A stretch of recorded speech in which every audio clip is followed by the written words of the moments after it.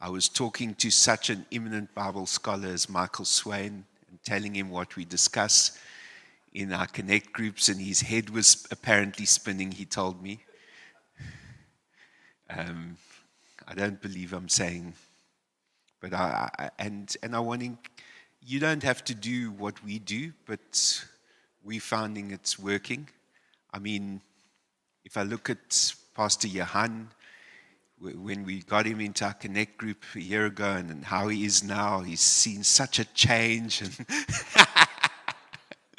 sorry, I couldn't resist that. Anyway, we're not averse to stirring and teasing people in our Connect groups. So I want to thank everyone for being here.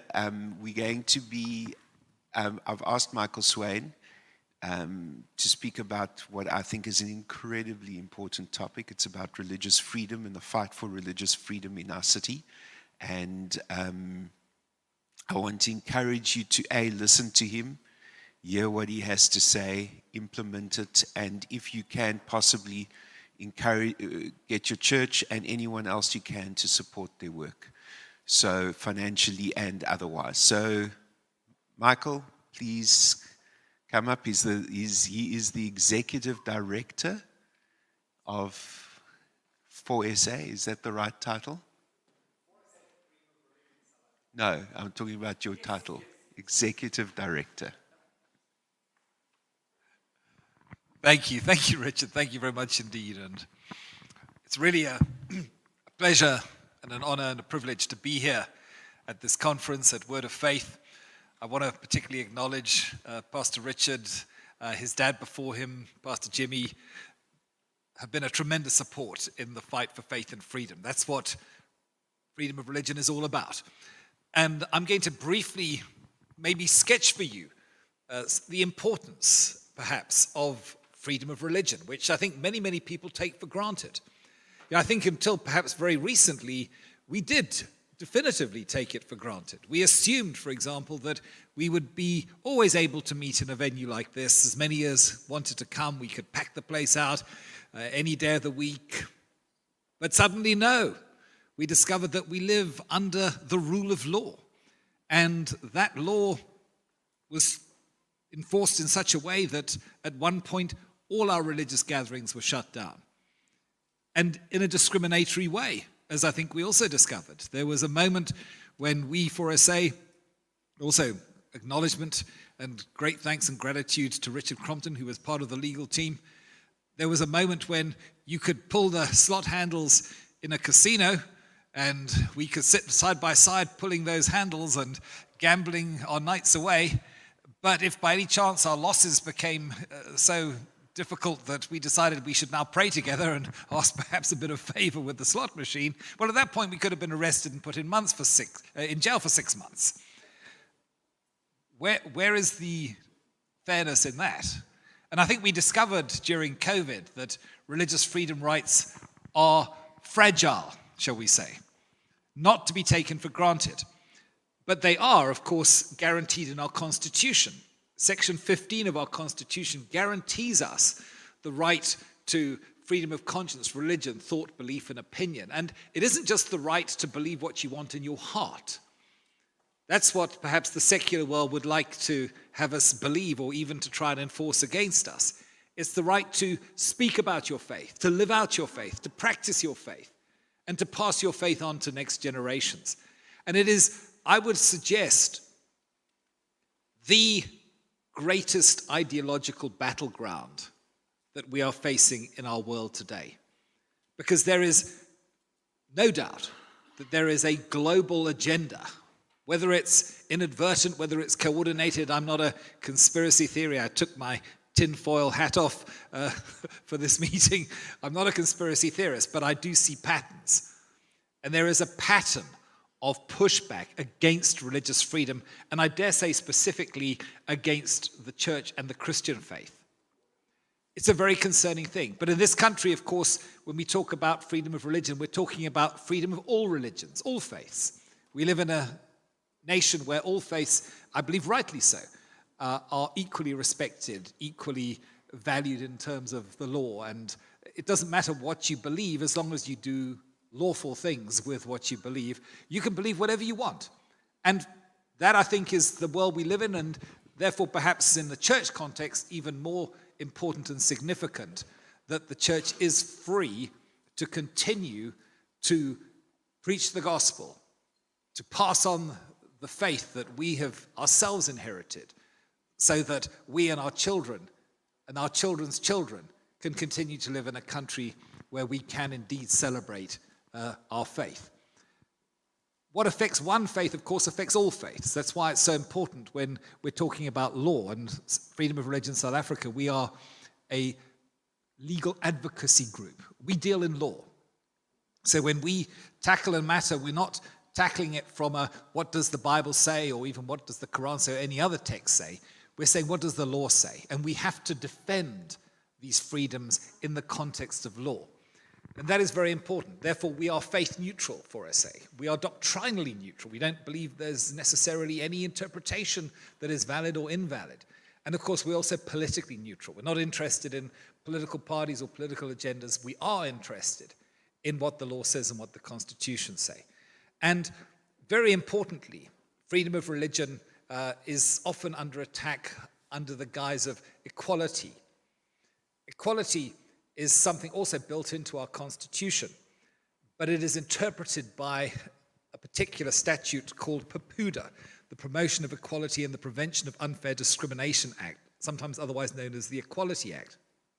And the problem is that even though the Constitutional Court has said that there is no hierarchy of rights in this country, the way that this piece of legislation is drafted, and we saw that particularly last year, and we can come to that a little later in the PAPUDA Amendment Bill, that once you've established discrimination, the test of fairness actually is heavily weighted in favor of those who are, say, from previously disadvantaged communities or who have suffered previously disadvantaged status.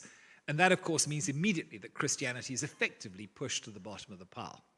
So we live in a world of law, and these laws, by the way, were passed perhaps before too many people were paying attention. I think it's only when we start to feel the negative impact of these laws against our faith and people of faith that we start to realize how important they are, and perhaps how much more diligent we should be about laws that are being passed even in our present context, because these are the ones that are going to directly affect us as we go forward. I use, and there's a picture of a castle somewhere, I think you can put that up. I use this analogy. It is so important that when we look at the law is effectively the defense, if you like. Religious freedom rights are a defense against the very erosions that would seek to reduce and to limit them. And so law is effectively like that castle, and we have to defend that castle. And the best way to defend that castle, by the way, is to defend it when the battle is still far away. You don't want to be defending the city walls when literally the orcs, if you've ever watched Lord of the Rings, are hammering down the gate. That is not the time to fight the battle. The time to fight the battle is when it's further away. And so what we are also trying to engage in, and what we are also doing, is to get into the policy-making frameworks.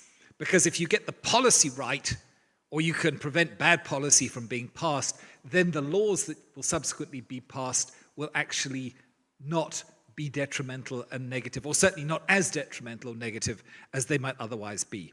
So let me just give you, and we can just keep the slides moving if we can. Let's go to the first slide, the regulation of religion. There's my beautiful picture of the castle wall. Let's go to the regulation of religion slide. This was something which was a major battle for us. And I want to give you perhaps a little bit of a sense of how policy can actually be very, very detrimental unless it is contested. There was a report, and you might remember it some 4 or 5 years ago now, the CRL Rights Commission, under the leadership of then Mrs. Toko Kaluva, I can't pronounce the name still to this day. They produced a report which highlighted abuses that were taking place in the religious space, particularly the church space.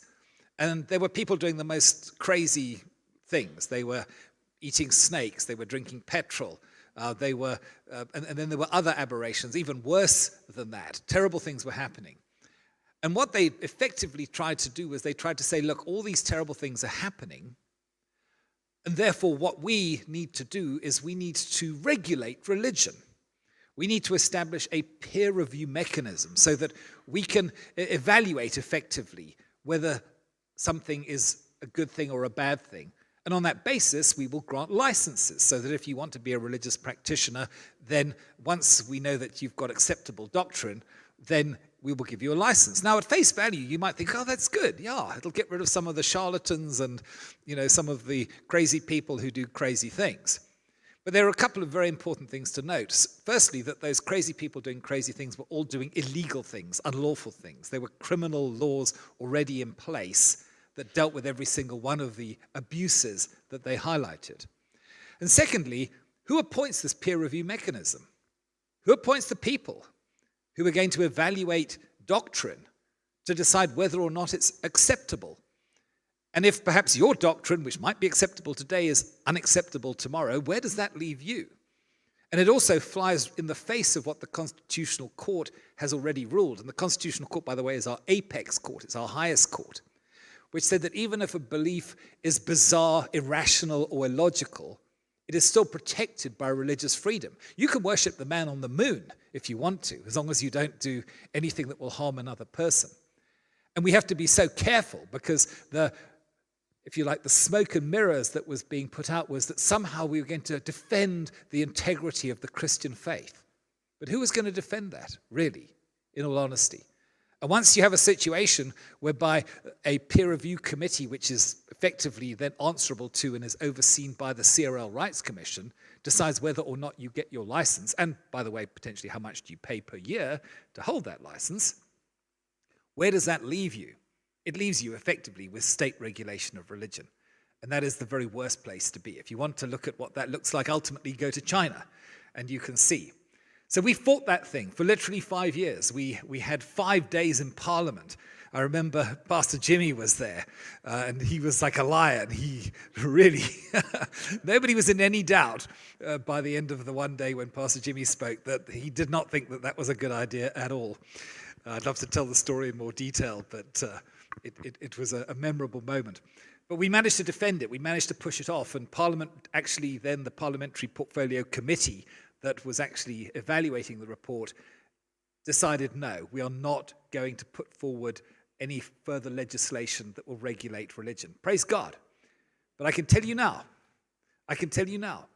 that I believe if we 4SA hadn't picked that up and fought that battle as we did and mobilized and lobbied and did everything that we knew to do, we would literally, potentially, I think maybe not even potentially, maybe beyond potentially, maybe we would in all likelihood be in a situation, which other countries are, by the way, in Africa, where religion is state regulated. And thank God for that. Let's look at some other things. Can we just move the slides along?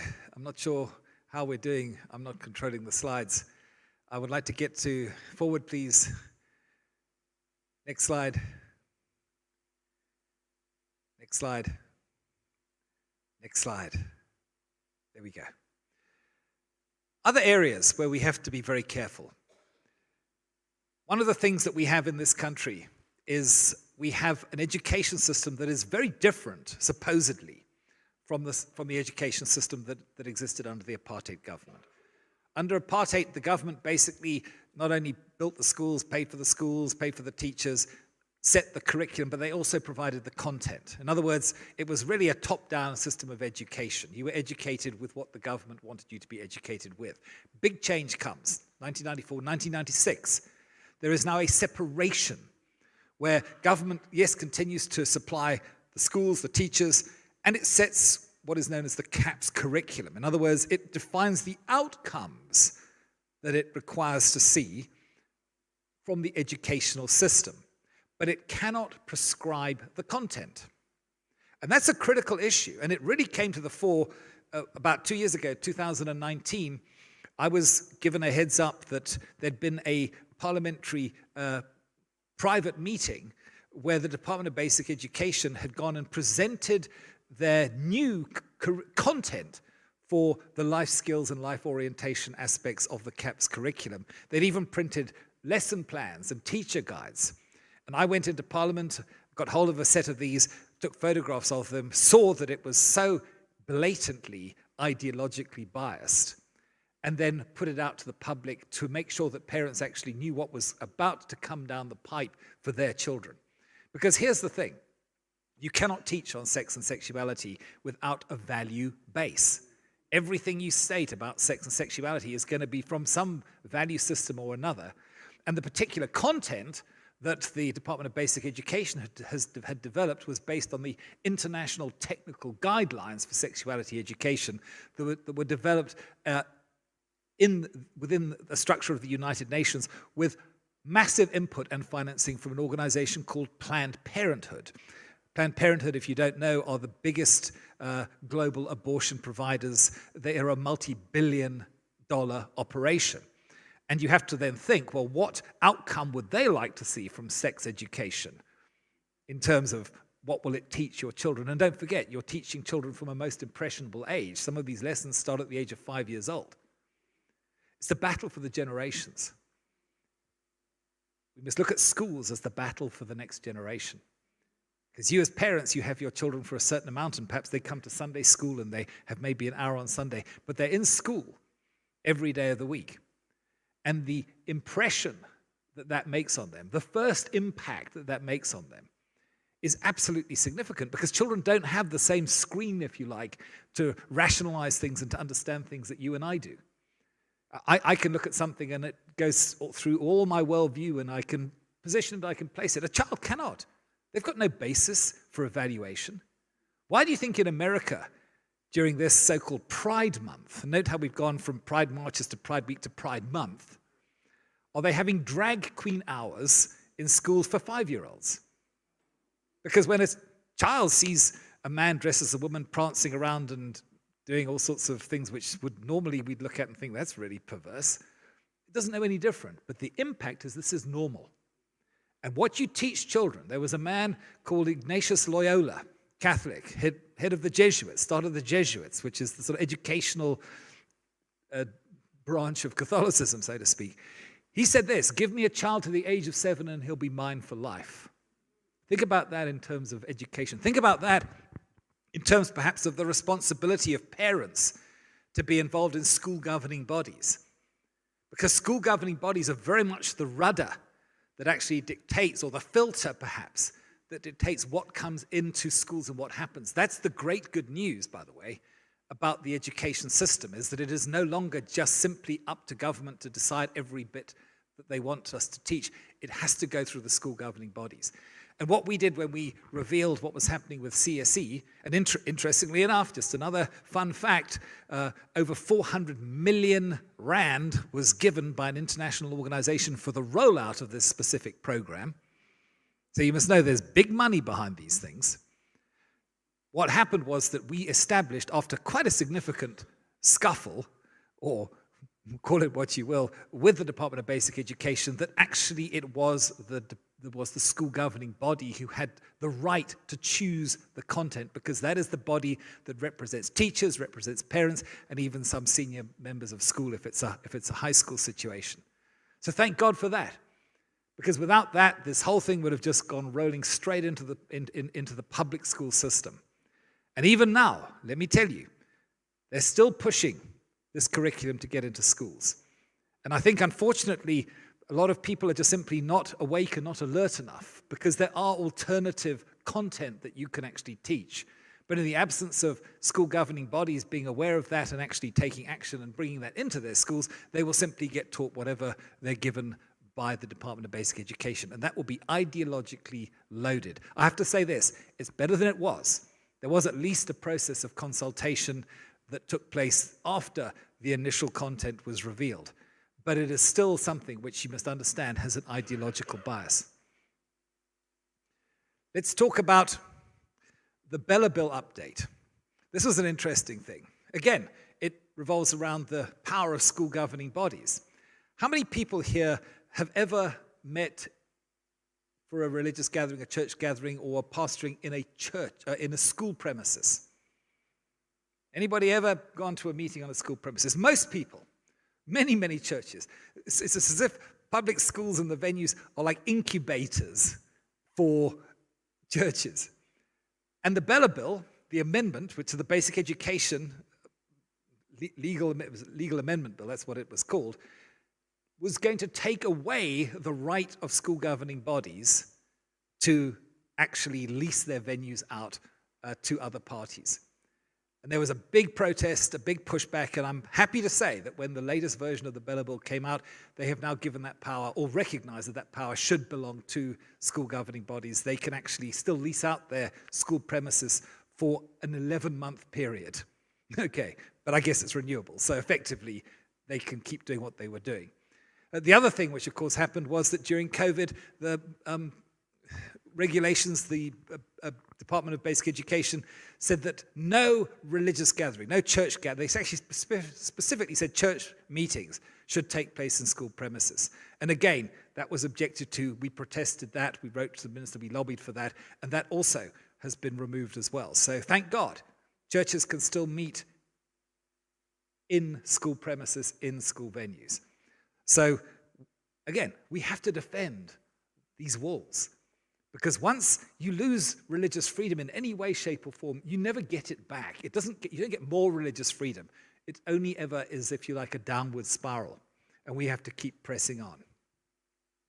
Another example, perhaps, that I could give you, and I can see that my time is running out. But let's just go, okay, let's look at the Beloftabos wedding venue case. That's the next slide. So, Christian couple have a beautiful farm. They were married on the farm, and they decided that they wanted to dedicate this beautiful area of their farm for hosting and providing all the lovely music and food and catering and everything else that surrounds weddings. And of course, they were firmly of the belief, as Christians, that marriage is between one man and one woman, and specifically that it has a deep symbolic relevance as a depiction, if you like, of Christ as the groom and the church as his bride. And one day they were asked to organize a same-sex wedding.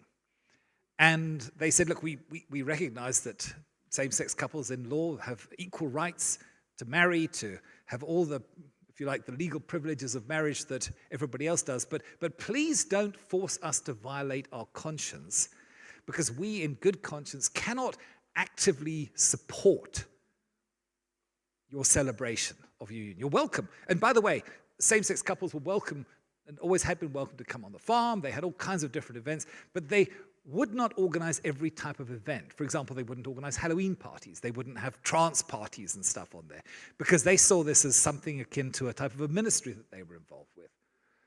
But no, the Human Rights Commission came along and basically took them to task under Papuda for unfair discrimination.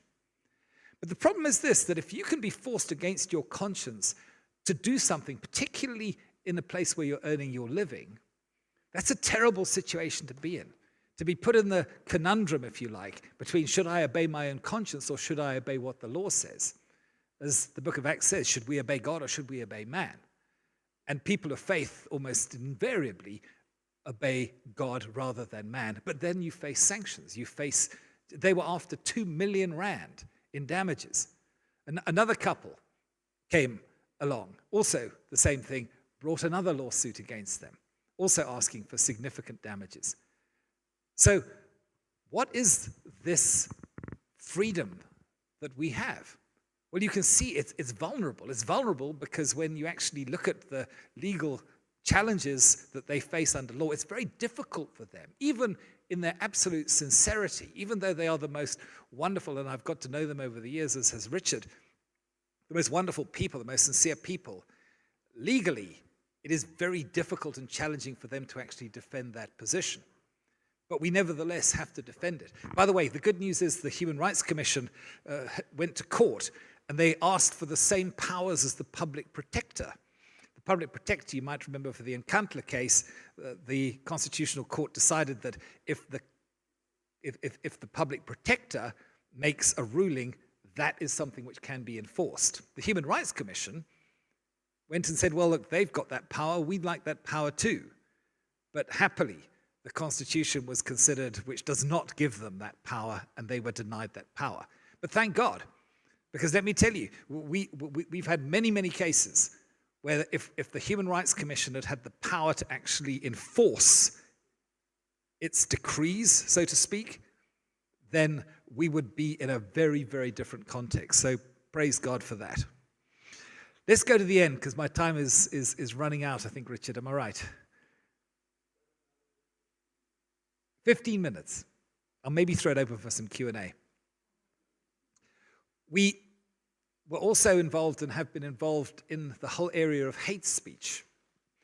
Hate speech is a very important thing, because hate speech is basically not just what you say, but it can be just whatever expression of that speech can take or make.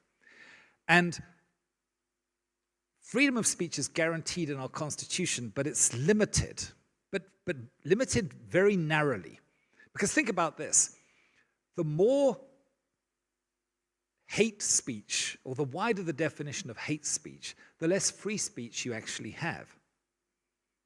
If you can be sanctioned for saying something that is, for example, offensive, or somebody might find hurtful, or that might actually just upset them, then how do you know what you're saying is not going to get heard by somebody who takes offense at it? And that has happened, by the way, on a number of occasions. There was a situation in Grahamstown where somebody who I'm not going to name, and I'm not going to name the organization, but it's a well-known Christian organization, was speaking in a school and speaking about sex and sexuality and morality and marriage and that type of thing to school children, to a boys' school group.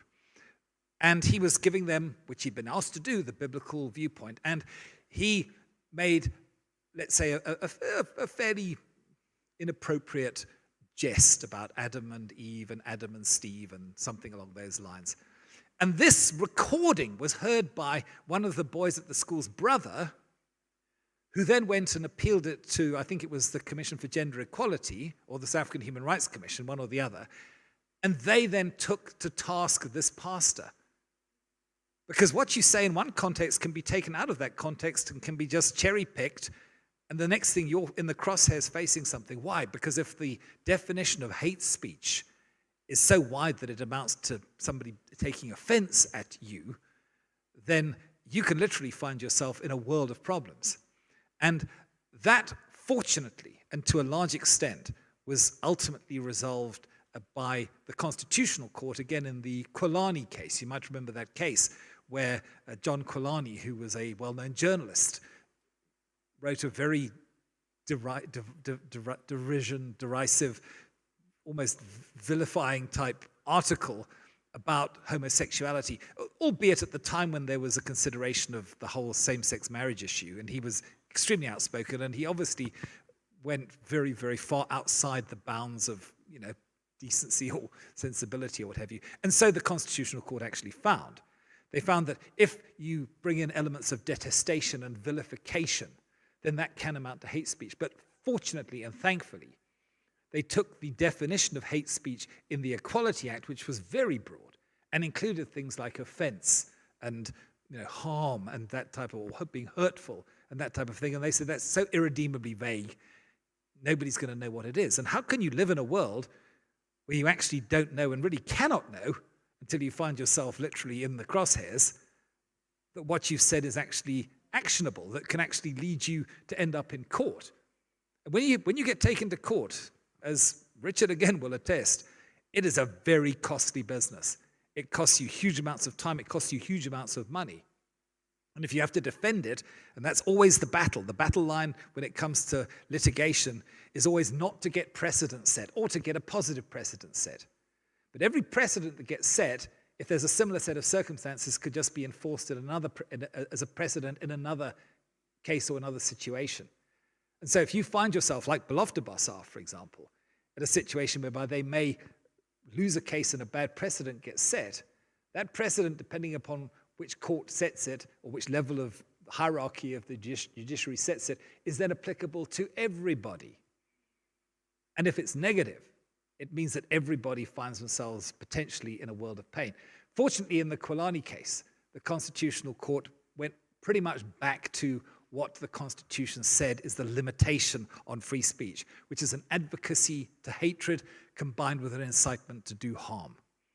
And that's how it should be. Think about that. If you have those two elements running together, if I'm saying, and here's a classic example, kill the farmer, kill the Boer. Who do we want you to hate? Farmers. What do we want you to do to them? Kill them. That's classic hate speech. And it should be narrow, because the limitation on free speech means that we cannot debate these issues anymore. We cannot speak about these issues anymore. And the more limitation you have on free speech, the less robust conversations you have. And often critical change comes about because you have robust conversations, because you say things that are not at the time unpopular. Classic example, William Wilberforce. Remember him from the history books.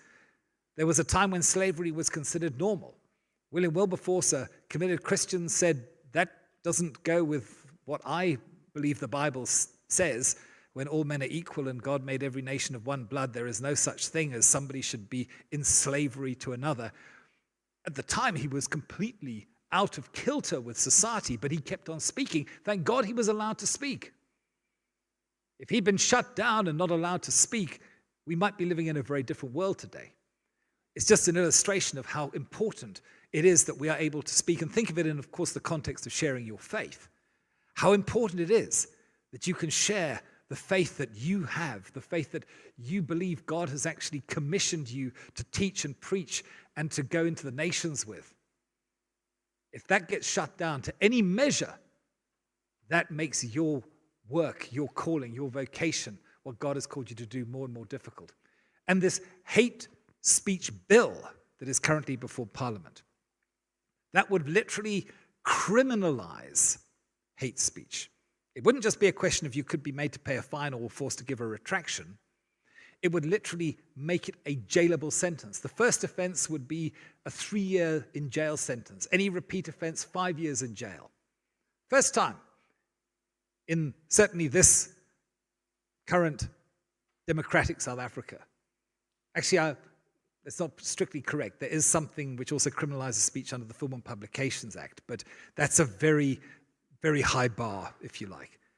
And when this first came out, this hate speech bill, we again were involved, we mobilized, we informed, and we got many, many people to write and push back against it. The second time it came out, by the way, was last year. I don't know if anybody was involved in that campaign, but thankfully, people are starting to wake up. There was over 100,000 individual submissions were made to a Parliament to basically say two things. First of all, we don't actually need hate speech at all, because we do have a common law crime of crimen injuria, where if you do vilify somebody's dignity to such a degree with what you say, it is actually a criminal offense. You might remember Vicky Momberg and Penny Sparrow were basically tried under crimen injuria for the remarks in the context in which they made those remarks. But we don't need hate speech as a law on our statute book. And secondly, when it first came out, there was no protection whatsoever for what you might say in good faith from your pulpit on a Sunday, or whatever you're talking about. And don't forget, you start speaking about things like marriage and sex and sexuality, the activism that exists today can literally bring down a firestorm on you. And if that was considered to be potentially hate speech, not just a firestorm, but also the police, and potentially a prosecution, and potentially jail time for you. So after that first round, again, thank God, we were able to meet with the Deputy Minister, John Jeffrey, and he agreed, and he subsequently wrote into the hate speech bill a protection for bona fide teaching and preaching that did not amount to an advocacy to hatred and an incitement to violence. Fair enough. But then, curiously, 2 years later, 2018, he went to Parliament and he said that he didn't think that that would cover people who might say the same thing that would be allowed if I'm here and preaching from the pulpit. If you went outside and you repeated the same thing, that could still be hate speech in accordance with the hate speech bill and not protected by the defense that's given to, say, bona fide ministers. What kind of defense is that? And so again, we've been lobbying, we've been in Parliament, we've been meeting with members of Parliament, we've been working as hard as we can to make sure that this defense is either beefed up so that it does cover everybody in every situation, not just a pastor preaching in a congregation or a rabbi or what have you, and so that faith and freedom is protected, because that's what we must do. We must fight for faith and freedom. These rights that we take for granted were literally bought with the price of blood, of sweat, of tears. People literally fought wars so that we could enjoy the rights that we have today to speak freely, to share our faith freely. It did not used to be that way. We must remember that. And these rights, which are now, thank God, as that castle illustration at the beginning showed, are enshrined in law, which is a defense. That wall of defense is increasingly under attack in the very secular, very leftist, very activist world that we live in. But we need collectively to protect and promote and defend our rights to faith and freedom. And that's what 4SA exists to do.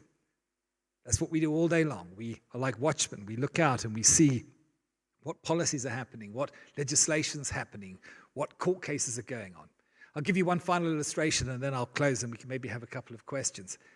The marriage policy is under review. Is everybody aware of that? And this was started off, and the premise is good.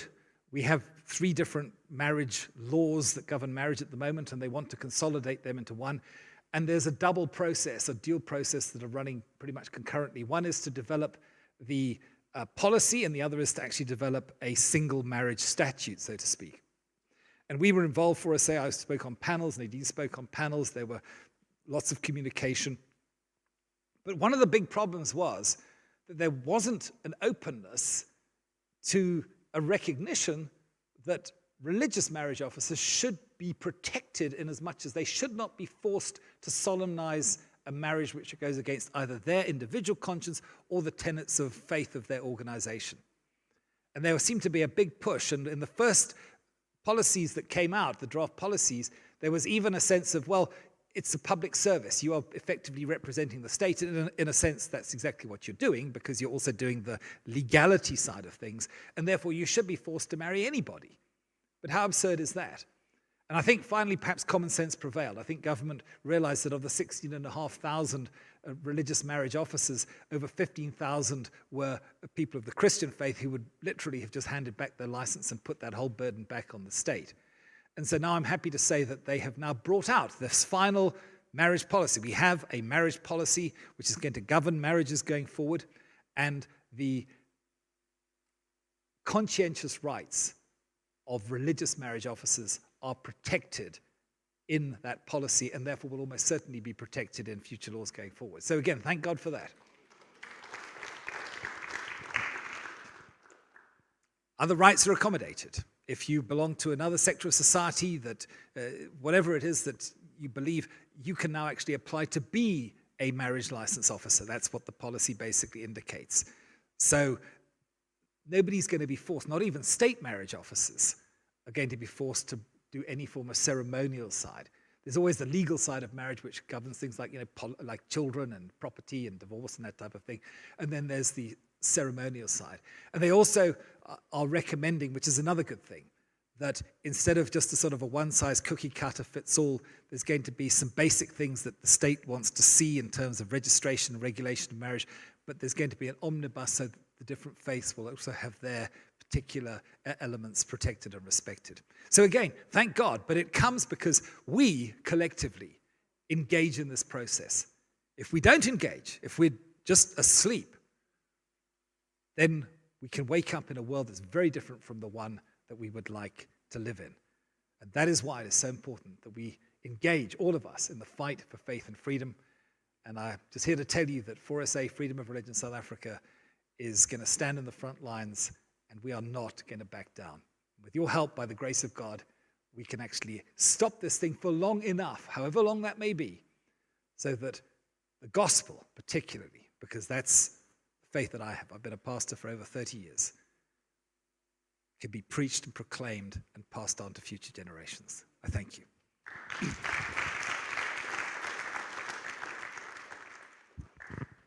So I don't know if there are any specific questions. I'd be happy to try and answer them. I'm sure Richard could probably answer some of these questions better than me. I just want to ask them to leave the 4SA account details up there. Please take a photo, get your phones out. Come on, guys. Get your phones out and take photos, please. Thank you. I should say that we are an entirely voluntary organization. We have no other funding other than the funding that we're given by people like yourselves who believe that it's sufficiently important that there is a particularly a legal and informed organization that will contest and fight and promote and protect the freedoms which, frankly, you need in order to do what you do.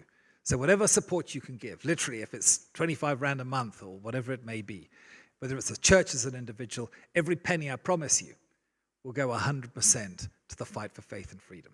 So, appreciate it. Yes, sir. You're representing South Africa, South African people and so on. What about in another country, a South African that's now said something in another country? Obviously, those laws are going to govern there. But would the South African have recourse to come back to their belief according to South Africa, even though they're living in another country? No, if you live in another country, you basically live under the laws of that country. So if you aren't happy with the laws of that country and you think that they are restricting your religious freedom rights, then your only obligation or option really as a South African is to return to the country where you are a citizen.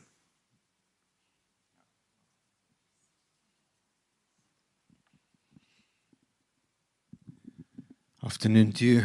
I'm honored to hear you speak, and we've worked a lot in the background together. I represent the National Pentecostal Forum, which is the 10 biggest Pentecostal churches in South Africa. And we've worked together with all of these legislations. Thank you. And personally, I want to say thank you to you for your good work. You know, there's a lot being done in the background, and people not always know about these things. If you're not involved with it, many even doesn't know about the laws. I want to ask just a question, and not on behalf necessarily of the National Pentecostal Forum, but we cross-pollinate many of our documents. And some of the documents that we publish says, if you're as an individual body, present, fine, the government will look at it.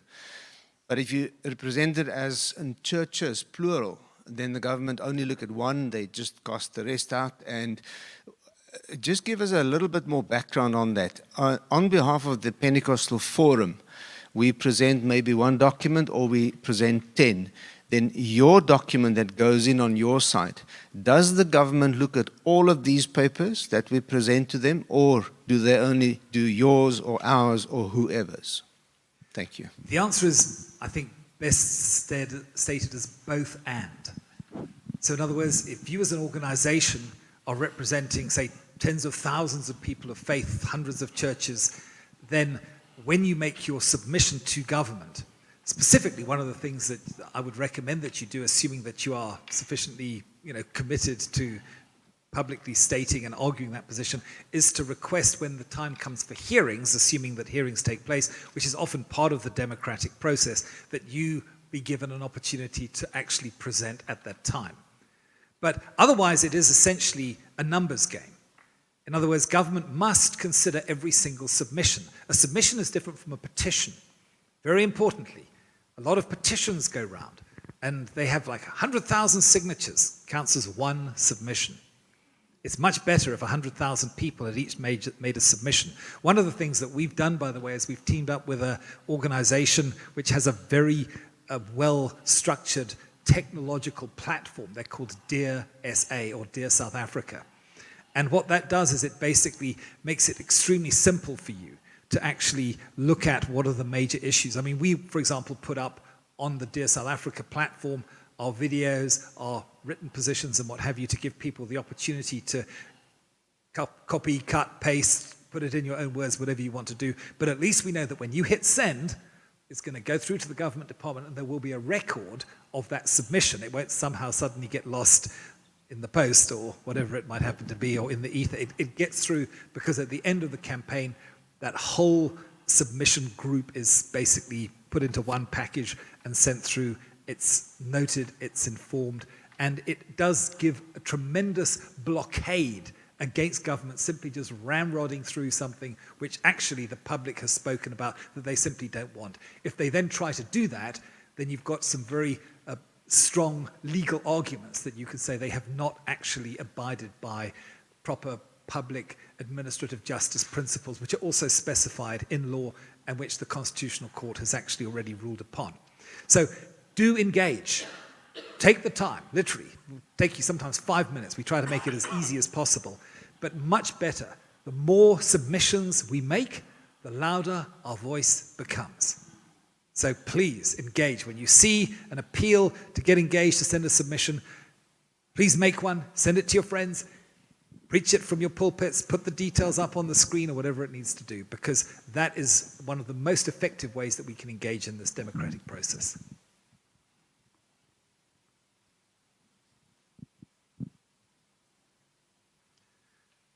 Well, looks like everybody's happy. But thank you again. Thank you, Pastor Richard. Thank you, Word of Faith. Thank you for your time this afternoon. I hope this has been interesting. And let's keep fighting together for faith and freedom. Amen.